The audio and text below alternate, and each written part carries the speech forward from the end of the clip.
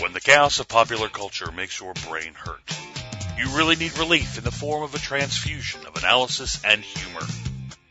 It's time for a POPeration. Join hosts Eric and Stacey as they dissect pop culture one bloody organ at a time. It's just what the doctor ordered. Hello, I'm Stacey. And I'm Eric. And this is POPeration. What are we talking about today, Eric? So what we're talking about today is, here's the thing. I did a Google. I went on Google. Stop it! You're crazy! I did. I'm nuts. And I was really interested. So I work in the field of diversity and inclusion. And I got really interested in how different groups are perceived through this lens of pop culture. And I read a couple of articles that talked really shocking data about how women are so underrepresented in media. And we knew this already. Good. But when you see the data, it's bad. Yeah. So we really wanted to talk today about how women specifically are underrepresented in movies, music, TV, the rest of it. So let's start with the movies because, you know, the movies, they're the dream factory, right? So that there's kind of where we go to kind of, you know, I think television shows us sometimes, you know, who we are. Movies tend to be a little bit more aspirational. Have you ever heard of the Bechdel test? I feel like I've heard it, but you're going to have to tell me. Okay, I'm going to have to tell you what it is. The Bechdel test was made famous by a woman named Alison Bechdel, who is a lesbian cartoonist who used to write this cartoon strip that appeared in a lot of gay papers called Dykes to Watch Out For. And in this strip, there are these, at one point, you know, back in probably the 70s, these two women were having a conversation. And one of them said, I don't like any movie that doesn't feature at least one scene where there are two women who talk to each other about something other than a man. And based on this cartoon, they developed this thing called the Bechdel test. And if you pass the Bechdel test, it means that you have at least one scene like that, where there are two women who speak to each other about something other than a man. So many movies fail this test. It's so interesting. So just, you know, Weird Science, interestingly, one of the most misogynistic movies, actually passes the test. And here's why. Because there's two girls at a party where the robot girl shows up talking about how pretty she is and how jealous they are of her. That passes, okay? How did... No, but this just goes to show what a low bar this is. That is a really low bar. It's a really low bar. And so when you consider how low that bar is, to fail it is... So the entire Star Wars trilogy, the original, fails the Bechdel test. Guess what? Because Leia doesn't talk to any other women. Yeah, she's the only girl. Through the entire she's the only girl. movie. I mean, Luke's got an aunt somewhere on the desert planet, but never meets Leia. No, and then there's one other character. She's dead by the time we get to Leia. Mom is, but by the time we get to that's Leia, his aunt. by the time we get to Leia, yeah. But there are other women in the film, but barely, and they don't talk to any other women. So women are not having in the first Star conversations. Wars, doesn't she have a conversation with the general when they're looking at that? No, it's the boy general is there. The girl general isn't there. No, she doesn't talk to women. And if she does, I just looked this up on, you know, there's a place where you can look up all the movies, whether they pass the Bechdel test or not. If she does, so Avatar, biggest grossing movie of all time, failed the Bechdel test. There's one scene where a mother and a daughter speak to one another, but it's all about whether she should marry the dude. Right. And so fails the test. The entire Lord of the Rings trilogy fails the Bechdel test because the women don't talk to each other. Right. And it's so male heavy, and the guys are obviously talking to each other about everything. Yeah. But two women could talk to each other about lipstick, and it would pass the Bechdel test. So it's a very low bar. Obviously, it doesn't really mean anything unless you kind of look at I guess you'd call it the anti-Bechdel test. You know, is there a scene in a movie where two men talk to each other about something other than a woman? And just about every movie has that scene in it. Almost every movie you can think of has, a scene where... Because they have to talk about important stuff. Yeah.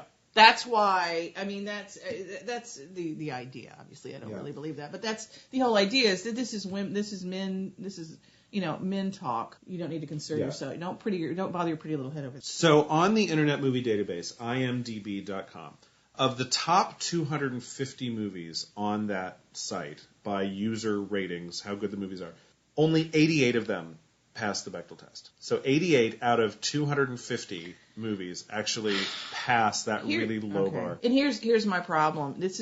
I want to be shocked. Okay? I want to be just so appalled and like, you are lying to me, Eric. There's no way that's true. I can't, though. Yeah. Because I'm sitting here thinking and I'm going, I don't know that Titanic passed. I don't know. Because she talks to her mother, but aren't they always talking about her fiancé? Probably, or Leo. Or Leo. Yeah. The guy she should be marrying or the guy she isn't marrying. Yeah. I mean, he shouldn't be marrying. So I'm like, even in Titanic, we'll look it up and see. Maybe the grandmother, when she's an old broad and with her granddaughter, they talk probably not about a guy, or unless they're talking about Leo, or they're talking about the stone. So that may pass. But I'm like, I'm sitting here thinking. So in 2016, half of the movies that had a major release passed. So 50%, which is better than the 88 out of 250. Yeah. But come on, I mean. It's such a low bar. It's such an incredibly low bar. And if a movie doesn't pass, it doesn't necessarily mean it's an anti-feminist. Because guess what else didn't pass? Gravity. That great movie with Sandra Bullock. There's not another. The guys. Because there's no other people. Like she only talks to George Clooney, and then spoiler alert, he goes away. Yeah. And then she's the only person in the movie, and you could say that's a great feminist statement. Probably is. I mean, I guess my thing is, you say the bar is low, and it is a low bar, but that's also our expectation, which again is one. I'm not I'm not shocked, I'm not stunned, I'm saddened, but that is our expectation. And again, it's better than it was, but it's still the expectation that our heroes are usually men. Yep. And our storytellers are usually men. We let them be. It's what it has been. It's not like it should be right, but that's what it is. So when Thelma and Louise came out, it was huge because it was two women. Yeah. And they were carrying the movie. Mm-hmm. Sure, you had Harvey Keitel and a few other guys, but they were really peripheral. Mm-hmm. And that was shocking. It shouldn't have been shocking in 1980, whatever it was. It shouldn't have been shocking, but it was. Yeah. And it was unique. The fact is that, it improves a little, but it's not improving quickly. And that's on every level. That's not just movies. That's everything. There's this whole idea that the person that we trust to tell us what we need to know is a deep-voiced penis person. So even movies that are just meant for girls, right? So the Renaissance period of the Disney princess genre, right? Mm-hmm. Which you could have I'm sure, a very valid argument about why Disney princesses should not be role models for young girls. But put that debate aside for a moment. Mm-hmm. Every single one of them, from 89 to 99, which is considered to kind of be the Renaissance period of the Disney princess, every single one of these movies is male-dominated. So men speak 68% of the time in The Little Mermaid. Okay, she lost her voice, right? She did. Okay, she did. Go on. I'm just saying that's not really fair. Well, except that, half the world is still populated by women, even when she lost her voice. So could there have been other female characters she could have met along the way? Maybe. But she couldn't talk to him. She couldn't talk to him, but they could talk back, and they could have conversations. The fact is that once she lost her voice, the rest of the movie, everyone was a man. But also the plot of it was that the whole plot was for her to get a man. And now, granted, that's what a lot of plots are when your women are in it. Exactly. Okay. But anyway, move on. All right, Belle in Beauty and the Beast did not lose her voice. 71% of the dialogue is from men. 76% of the dialogue in Pocahontas is from men. 77% in Mulan. Now, Mulan was counted as a woman the entire time. Even when she was impersonating a man, they counted her as But female. if you look at those, and again, there's another show, or Disney movies. Yeah. When you look at all of those, they're these heroines surrounded by men. Yes. Always surrounded by men. Because, again, who is it we trust to get our information from? And they all have mentors. And are their mentors women? Never. Ever? No. Never. No. It's like, Mulan had the little dragon voiced by Eddie Murphy. Mm-hmm. The Little Mermaid had the little crab. Mm-hmm. Sebastian. Mm-hmm. Belle had the clock and the Mrs. Potts was the only girl, Mrs. Potts and the chest of drawers. Who had 2 lines. Joanne Worley had two lines. No, I mean, when I'm looking at these, and I'm like, these are all, there was a heroine. Honestly, Mulan, there were no other women there. There was her mother. Yep, and her grandmother. And her grandmother at the beginning. But once she left, it was all men. Yep. It was Donny Osmond and a lot of other people. Okay, so here's ready to get super duper depressed? No, here we go. Not really, but please. Okay, if you look at only the top 2,500 top grossing films, which basically mean any movie that made over $45 million domestically. From when? What are your dates? From the beginning of time. Okay. Like from American film. Okay. Right? In today's dollars, $45 million or more. Okay. Over half of those movies were those in which men spoke 80% of the time or more. So the median kind of dialogue split there was 80% male, 20% female. That's so sad. I mean, I don't even have anything. I have nothing pithy to say about that because it's just so damn sad. Yeah. So they had a list, and you can go to the Women's Media Center, and we will put this on the blog. This report is amazing, and it gets into a ton of shit, and we'll put it all on the blog. But they had a whole thing of like there was one movie, that had 100% female dialogue, 0% men. And you think it's The Women from 1939, but it's not, because that didn't make enough money. It was this movie called Now and Then. Remember Now and Then? Yes. With Demi Moore and Rosie O'Donnell, and then it was like 4 women, and then the 4 girls. Yes. And apparently there are no men in this movie. Okay. Because men had 0% of the dialogue. 20 movies had dialogue that was 100% male. Including Space Jam. No women in Space Jam. No women. Schindler's List. I didn't remember that there was not a single. I didn't realize that. Either. And if there were any women, they had less than 1% of the dialogue, all clearly, together. right? All together. Saving Private Ryan. No girls. No girls. I mean, All at War, yes. Yeah, but I mean, I remember there was the mom, but she doesn't talk. She just faints when she gets the news that she has one kid left. The Shawshank Redemption. There are no women in the Shawshank Redemption. I mean, none. At least, I mean, not that even got up to 1% of the dialogue in that film. But 100% male when you dialogue. look at this and going with movies particularly, is that, so let's go back to when I'm saying, men say, okay, we've got men stuff to talk about. Don't worry your pretty little head. So they separate and keep the women from being educated, and they, because they need to take care of the kids in the home. So then it goes to, okay, the man is a breadwinner. He's the one who has the money. So he's going to go watch a movie. Well, you're not going to have a movie about women, because what are they going to talk about? They're going to talk about shoes or recipes or the kids. They're talking about boys. But maybe. But it's also, the idea was, if you were a producer of a movie, I'm not going to make a movie men aren't going to want to watch, because they're the ones who have the money. And the wives have to ask their husbands for the money anyway. So I'm going to make a movie that men want to see. Yeah. Because they're the ones who have the power. I mean, I come from, a slice of the male population in that I'm super duper gay. And, one of my favorite movies of all time is All About Eve. Super duper. One of my favorite movies of all time is All About Eve. I'm going to make you define that at some point. All About Eve was a movie where, definitely belongs to the women's picture, genre.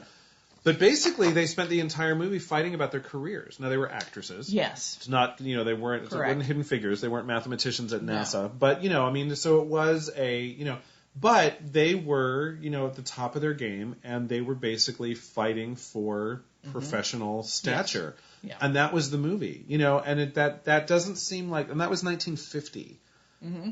And so that just seems like, and it's definitely an old movie, and there's nothing particularly enlightened about it when you watch it. It's campy, it's bitchy, it's, it's got some great dialogue. It's two women going after each other, which you would hope that they'd lift each other up and stay, that's what we want now, is for women to lift each other up. They also have, she also has a friend. Margot has a friend who does lift her up, so there's some of that. But the friend's not as popular, it's not as successful as she is. And then there's Marilyn Monroe, who's just hilarious in that movie. She is, and again, that's another topic for another one, because I absolutely love Marilyn Monroe. And that's not sarcasm, that's true. But I think that, yes, it was two women whose their career was their number one priority. Yeah. And that was odd. And they had men in their lives, but they were really, trophies. And again, it's one of those where, it's a woman's movie, but I do have a problem, because it is a matter of the feeling that there can only be one. Sorry, Highlander. Yeah. There can only be one. So if Eve was going to be number one, then she had to. Well, and then Betty Davis has that amazing monologue in the back of the car where, at the end of your life, if there's not someone sleeping next to you, then you're just a series of press clippings in a drawer. You're not really a woman. If there's not a man next to you. Well, and unfortunately, so there's some dated stuff in that movie. Stuff. And that's there are so many movies that are great, and you're just like, this is a wonderful movie, and how forward-looking that, or future-looking that this movie is for the 30s or the 40s, and then they'll have something. Yes, but it doesn't mean anything if I don't have a child or whatever. And you're like, oh man, you had a good movie and a good character until you. But you know that it was written by a man. But it was written by a man. It was written by a man, but it was also, I think, probably fairly indicative of how a lot of women in 1950 actually felt. And the whole arc of that film, if you want to look at it in this way, is that when she finally just decides that her career on the stage is not the only thing about her life that she should be paying attention to, she's finally like, give the new play to Eve. I don't care. Okay, now here's what I'm going to disagree a little bit on that. Okay, yes, a lot of women felt that way. But what happened, the problem is that, and Hollywood was pushing this, and this is where, when I talk about sometimes Hollywood's on the good side of history and sometimes it's on the bad side of history. Yeah. And in this way, I felt like they had some propaganda that was not really in the right side, in that after World War II, the men came back and the women were in their jobs. And the women were said, okay, guys are back now, so you can go. It's kind of like a league of their own when they got, it's like the real baseball players are here, y'all can go home kind of thing. There are a lot of women who are like, whoa, I just learned all these new skills. I don't want to go back to cleaning and all of this stuff. And so what happened is that Hollywood was, again, I don't have any phone calls that are recorded, but everybody was kind of like, okay, we need to get the women back to where, they're sex objects and that they're women, that they are having children and they're taking care of the men because we've got, we want to be good to our servicemen. And so that's why you had at the end of this, the woman, she might look like she wants a career for, 7/8 of the movie, but at the end she's like, but at the end of the day, my legacy is really how good a wife and mother I was. But that's what they were doing, is it was just slowly trying to, say to women, this is what you really want. See, it's what she did. So it's not that women were necessarily thinking that, but they were certainly being told that they should think that. I can see that. In defense of All About Eve a little bit, she's just as sassy at the end as she is at the beginning. That great, you can always put your award that where your heart should be. And there's no indication that she's given up her career. No, there's not. And you don't see them getting married, and it's not, And I wasn't speaking specifically about All About Eve, but just the genre at that time when you're talking about the late 40s and the early 50s. One reason that if you look at and again. When we're talking about women in pop culture, you're talking about historically, what was the perfect woman in Hollywood, in movies? And so for the 30s and 40s, it was the thin, waifish, woman who didn't necessarily do much physical whatever, but she looked lovely in a dress that just, hung on her on the bias kind of thing, and was very thin and little. And then after the war, suddenly we've got Jane Russell, we've got Marilyn Monroe, we've got Jane Mansfield, we've got all these women who are huge hourglass figures, to be politically correct, but very, very buxom, and they've got a lot of curves. And it's not coincidence that was happening, is that because the idea was this is what is important in a woman, not, we need her to be nursing the children and feeding our men. So I think it all goes together, and we don't need her to be smart. Some Marilyn Monroe made her a whole career playing dumb blondes. Jane brilliantly, but yeah. Yeah. But my whole thing is they weren't offering her the Dr. So-and-so on any kind of movie at all. But I mean, because that's not what people wanted from her. When she tried to veer away from that, it didn't work. But then when you look at how movies are being made today, when you go through all this depressing statistics about how little we hear women speak, you have to ask yourself, has much changed? No, not nearly as much as it should have. Yeah. And that's why when you're sitting here saying in 2016 that only half of them the movies passed the Bechdel test, that's very sad. Yeah. That we have come not that far at all. Yeah. From back in the day. But as I said, if you're going to go to that specific time period that you were talking about, obviously have some very strong opinions about why that was going on there. But again, it's the whole idea of who are women, what is their place here? And it's never the idea that women and men are equal is such that even the idea that that's a debate is so ridiculous to me. But that is Sure. a philosophical concept that we're discussing right now, but it's discussed all over the place, and that, even women, which drives me nuts, but men, it's like, what do you mean why wouldn't they be? But again, I think it goes all the way back because women can give birth. And, so we see it reflected, right? So there's this report from the Women's Media Center. We are going to put that on our blog. It's got a ton of data that we don't have time to get into today, but it's all about how women skew older in entertainment or skew younger in entertainment rather than while men tend to skew older.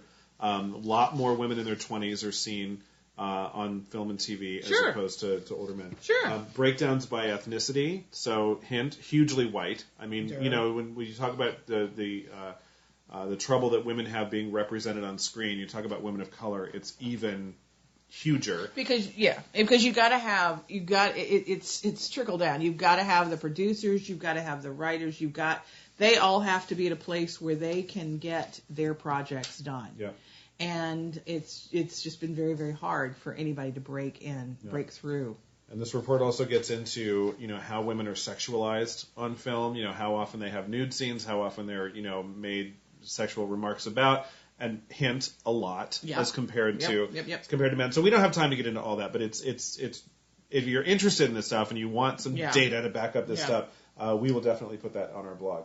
So when we come back, we're going to dip into, probably not as deeply as we did the movies, but also the TV and everybody went, thank you.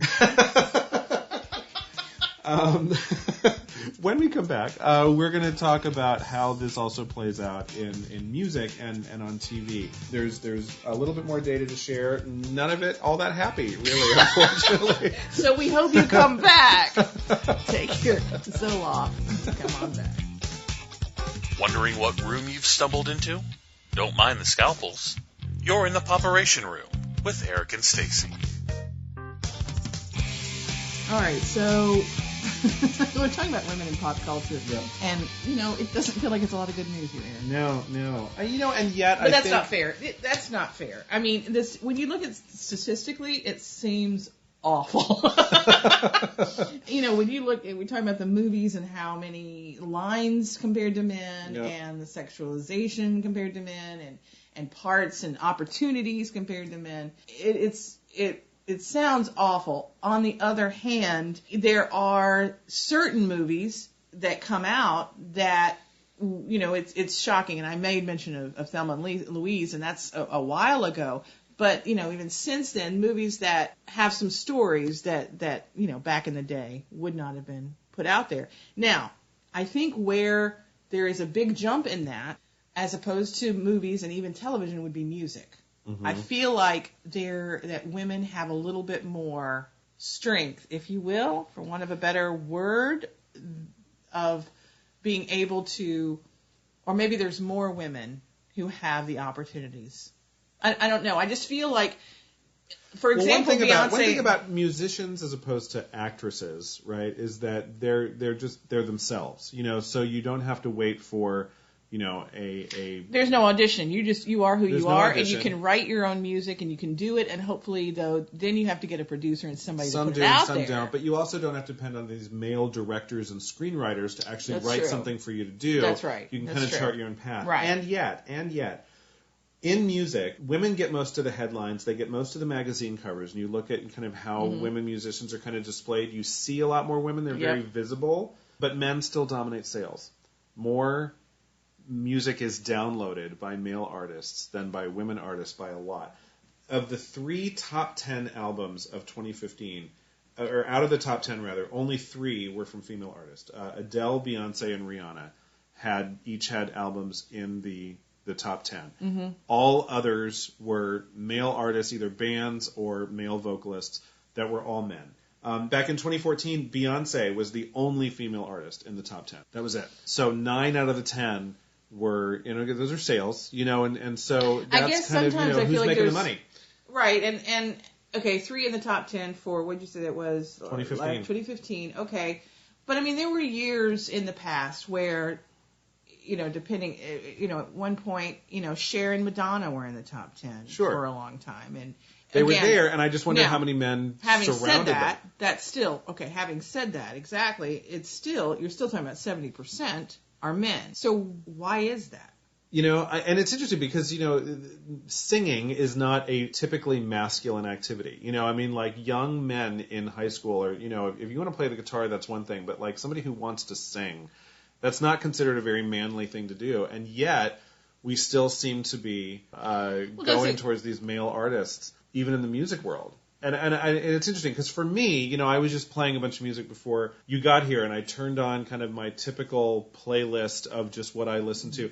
And I noticed that, like, probably on my particular musical tastes, probably 6 out of every 7 songs are a woman singing because I listen to these divas, Do you think it matters? Sexuality? Probably. Yeah. Oh, I definitely think it matters around, gay men love their divas. And we can do a whole show about the connection between... And probably will, because it sounds fun. And probably will. Gay men and their divas and what makes a diva and what doesn't. That could be an interesting kind of... But I'm just like, so does this go back to the whole idea that we trust a deeper voice kind of thing? I don't know. Because really, songs are usually about the stories that they're telling. And songs are usually about romance. So is that what it is? Is that there's, I don't know. I don't understand that. Yeah. I don't understand that at all because, and these 3, Adele, Beyonce, and Rihanna, are awesome. Yep. And they're really good storytellers and have interesting stories to tell.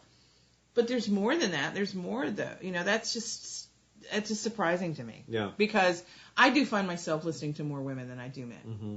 There's some that I do. I mean, I'm not saying no men, but I do find myself, I'll be honest with you, I like hearing songs that I can sing to. So usually it's going to be a woman with an alto voice, because I can't hit those high notes. Yeah.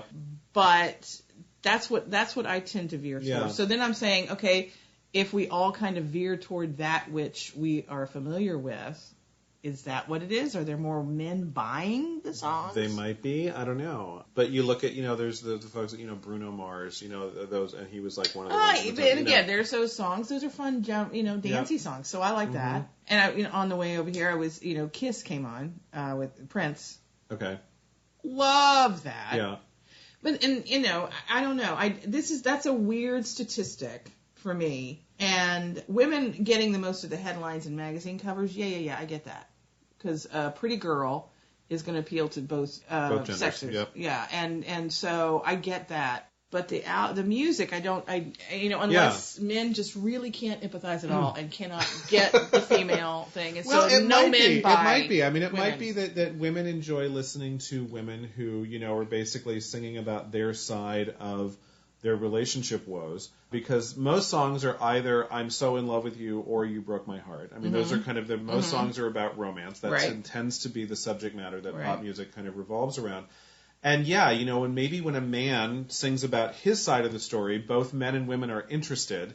And when a woman sings about her side of the story, really only the women want to hear it. Because women are empathetic and men really only care about themselves. Well, and men perhaps... I'm not saying that's a fact. I'm saying that's a theory. You just put that knife down.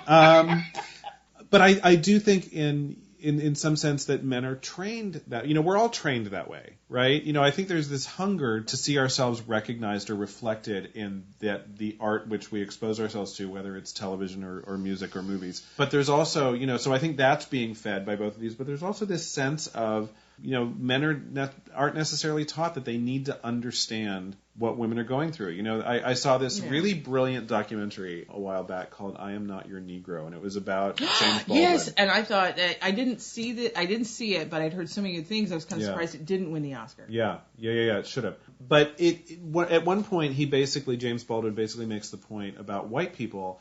I know a lot more about you than you know about me. Mm-hmm. And it's because I have to. Yep. And I imagine it's probably the same for women in a lot of ways. Women probably know a lot more about men than men know about women. And there's always this thing about, gosh, women are so hard to understand. They're so mysterious. And it was like, well, maybe you could just listen when they talk. Mm-hmm. That might be a way that you could perhaps bridge that divide. A lot of, there's just the one, it's not an anecdote, but it's an example of how men and women deal with certain things, and it goes back to being anthropological, I think, to an extent, in that if I come to you crying, I have a problem. What is the reaction from whichever sex? If it is a woman, she's going, and again, I'm not saying this is across the board.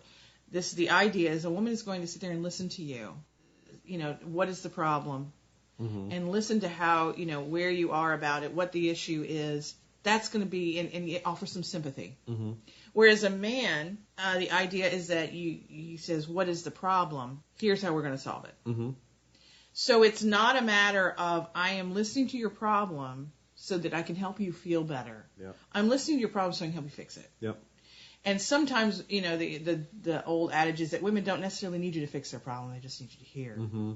And I think that men, and sometimes I don't think it's necessarily, some sure are jerks, but some it's just a matter of they didn't learn how to do that. They didn't know that was something that, they're trying to help you. Their feeling is, if I fix the problem, then I've helped you. Yeah. And so I think that, but I'm not interested necessarily in all the whys and wherefores, because I can't sympathize. And I don't know, does that go into that? It's nature versus nurture in a lot of ways, and so it's, it's an open question for me.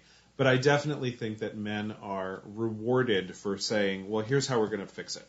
As opposed to, gosh, I really hear you. I can really empathize with that. Correct. Whereas women are rewarded for being empathetic and nurturing and listening. And, that's what moms do, right? I mean, moms don't always solve every problem, and that's no, when moms, you're raising a child, you don't necessarily give your child all the answers. You hold them and let them cry. And hopefully let them figure it out for themselves. Correct. That's kind of what this whole mothering thing is. Whereas dads, what's the typical role of a dad? Is I'm going to fix it. Yeah. So, and does that relate back to why men, sell more records than women? I don't know. I don't know, but that's an interesting. Is that if women are more prone to buy, they'll listen to both because one is relatable to them and the other one is, oh, so that's how they think about that. Mm-hmm. Whereas men are, oh, yeah, that's exactly how I feel about that. And the other one is, oh, she's just whining. Yeah. Or they're threatened by it because, when a man sits down... Because women can have babies. I tell you, this is the crux of it all. Well, and so here's a line that I just love. We talked about it in another show that we did recently. When Beyonce says in Formation, when he fucked me good, I'm going to take his ass You to just want to say that line. I do want to say that line over and over and over. Episode. But I think I think there's something there. Because the idea is she can be satisfied or not. And I don't think men want to hear that. Oh, that's what I'm saying to you. It's that if so if a woman is too strong, if they're strong and they can have children, and I don't think then what am I here for? Well, I am just a sperm donor at that point. And I don't think men also want to hear Madonna say, I'm looking for you to justify my love. Like, basically it's like, step up, dude. That's right. They, a lot of the songs that women sing are a lot of them about female empowerment, and that's subversive in its own way. And so maybe that's part of it too. We're going to wrap up by talking about TV. Yeah. So we've been through movies, we've been through music. I mean, a lot of the TV thing is this, you come up against a lot of the same stuff as the movies thing, as far as producers and having the opportunities to create projects that are female-centric or female-empowering or that sort of thing. I mean, recently, here's an example of this. So recently, big headlines, haven't read the story, big headlines, Big Bang Theory, which, I'll be honest, not a fan, but it's a huge, huge hit. It's a huge, huge show. But it looks like the male stars are giving up some of their salaries so the female stars, two of the female stars, can get raises. Good for them. Okay, here's my thing about this. One, yes, good for them. Good for them because it is a team effort. That is an ensemble show if everything was. If anything is an ensemble show, it's Big Bang Theory. Yeah. But here's my problem. Big Bang Theory makes so much money. Are you seriously telling me that the actors have to give up money in order for you to give money to these other two part of your ensemble? I think that's bullshit. I call bullshit. Yeah. Because I think you could raise their salaries and keep the other guys the same. Mm-hmm. That's what I think. So I'm mad at the producers about that. But I do think it's good. Yeah. But the fact that it has to happen. Well, and this, of course, happened with Friends, right? Now, Friends never got to this point because all 6 of them locked arms and said, Lisa you Kudrow will said, pay us here's all the deal. same.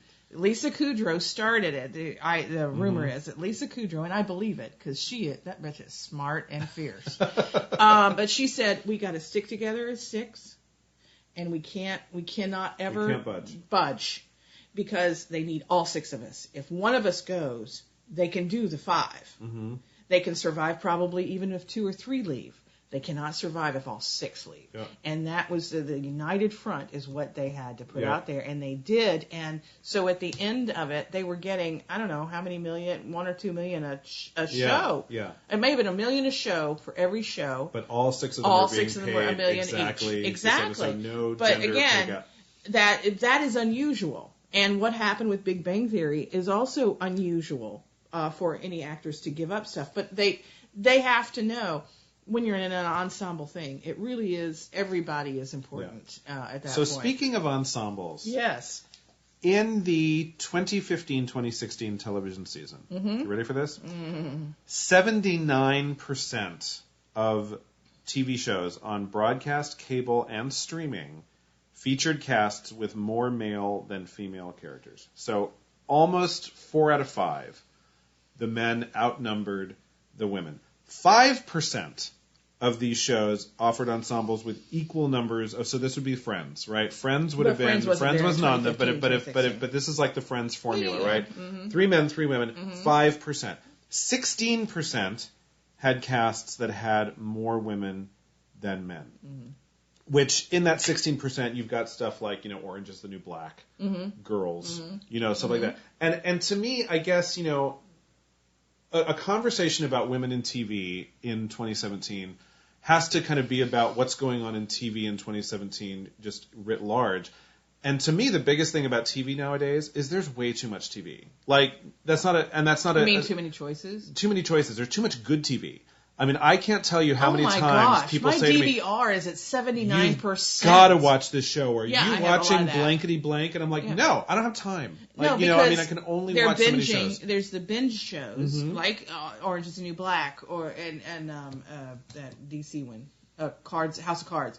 There's, or Transparent. There's all these, Netflix and Amazon both have these binge ones. Man in the High Castle, Right. So there's that. So that's, what are they, about 6, 7 episodes? Sometimes 8, sometimes 10. Okay, so let's go with 10 episodes. Let's say they're an hour a pop. So that's that's 100. What's it? 10 times? Was it 100 hours? No. Yeah. Well, it could be 10 hours, 12 hours of TV. 10. Jesus, my math. 10 hours. That's 10 hours, right? 10 hours. Okay, out of a day. And then my DVR, seriously, it's at about 79% most of the time because I watch stuff, and sometimes I'm just watching stuff to get rid of it. Seriously, I'm not kidding. I'm like, okay, I'm gonna just zip through this puppy, and so am I enjoying? Am I getting all that I can? No, not really. I just got to get it off my damn DVR because I have something else that's going to record. Yeah. Everyone's talking about This Is Us, which I understand is a really, really great show. I have not seen it. Everybody is talking about it. I don't have time. Nothing about that show, but it's just like, maybe I'll binge it later. But I don't have time. That is one reason, but I will be honest with you. That is not anything I want to see. It's a soap opera. It's is it really? I think so. I haven't seen it. No, I can't tell you it is a soap opera. It looks like a soap opera. It just makes everybody cry. That's what I'm saying. It's like Parenthood did that too. And I saw the movie Parenthood, and it made me tear up a little bit, but I laughed more than I cried. And then everybody, Parenthood makes you cry all the time. And I'm like, oh, hell, I live Parenthood. I don't need to be, I can cry in my normal day. Why would I then watch something to make me cry? Okay, we're gonna do another show about crying at stuff because I enjoy crying at the movies and TV a lot more than you do. I do not. It makes me mad. But my thing is gender subversive in its own way. But therein lies, the rub is that who and television is all business. Yeah. So it is all ruled by the advertisers and who is, that's why Big Bang Theory is still on. But then I have to say, who is watching? Yep. So no, I can't. You're right. Yeah. There is a plethora of stuff to watch. So within that, if you are, I watch Orange is the New Black. Every time a new season comes on, I watch it. And so I get a lot of women on TV. I do. But I choose to watch that show. Mm-hmm. You know, in a way, I think life might have been a little. Well, you could talk about how pop culture really influences society, and be a little bit more direct about it in the days of All in the Family, when everybody watched that show because there were only three channels. You know, and that was all you could get. Now you've got so much. Yep. It really, people get into their bubbles, you know, and they watch the shows that really reflect the world they live in and whatever bubble they happen to be in. And so it's not to say there aren't plenty of amazing performances by women on television. Correct. No. You know, that you can see if you're interested in doing it. But when you look at like what's on television writ large. So Orange is the New Black, we're virtually all women. So there's with some guards. Right, but I'm just saying that there's the majority. But you look at, for example, How to Get Away with Murder. So it does have a strong female lead, and it has some good female, but there's a lot of guys in there. Mm-hmm. You look at Scandal. Yep. Female lead, a lot of guys in there. And Mellie. And again, there's some women, but it's that thing that you have these women, but then they're surrounded by all of these men. And those are TV shows where Shonda Rhimes is like leading the whole. She's the showrunner, right? I know. So listen to this.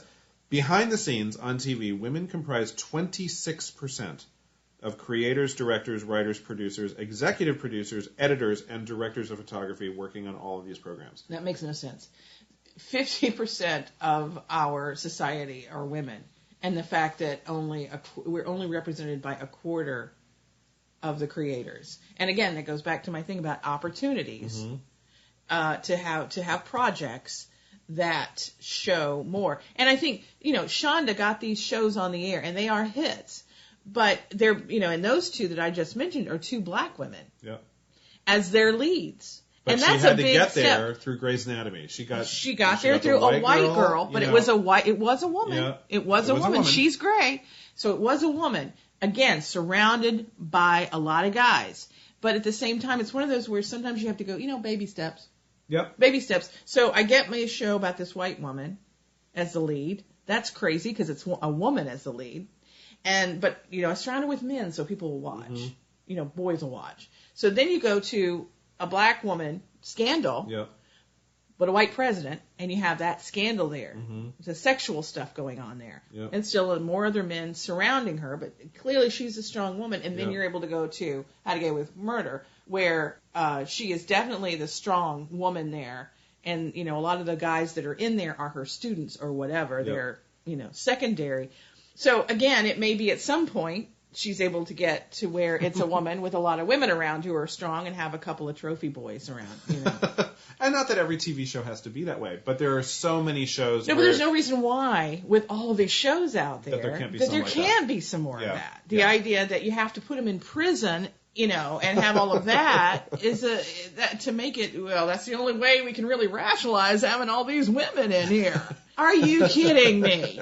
You know, or, you know, sister wives bullshit. I mean, it's always something, but I think that hopefully we are moving in a good way, and I think sometimes TV gets there faster than movies. Yeah. But it is, you're right. There are because the behind the scenes data for film is probably worse. It'll make me sad, and I don't want to talk about it It's in the report. Anymore. It's in the report. It'll be on the blog. Okay, awesome. So final prognosis: women in popular culture. Stacey, go. Well, you know what? I'm putting this with asterisks all over it. It's getting better. It is better than it was. I do think there is, you know, a waxing and a waning of this type of thing culturally.